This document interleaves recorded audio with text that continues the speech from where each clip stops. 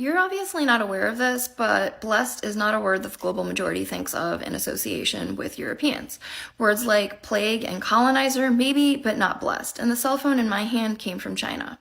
So I don't know if you're referencing Steve Jobs or Martin Cooper or the Finnish inventor who created the first pocket-sized telecommunication device in 1917, and you probably don't know either because your education system has left you terribly ignorant and without the critical thinking skills necessary to effectively gather information.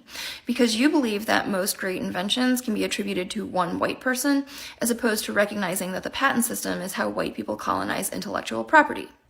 We would not have cell phones if it wasn't for the creation of the gamma electrical cell by black inventor Henry T. Sampson.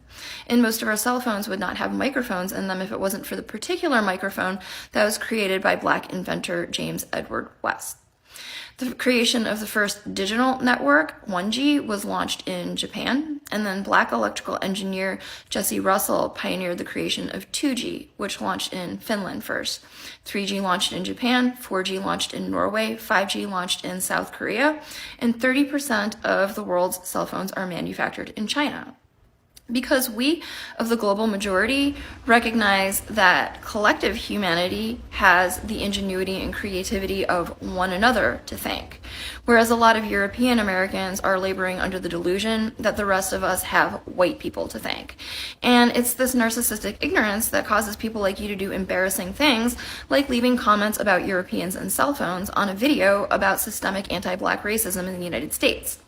And while that could be written off as a comedic and senile non sequitur, we recognize it as a desperate attempt to center yourself in a conversation that has nothing to do with you.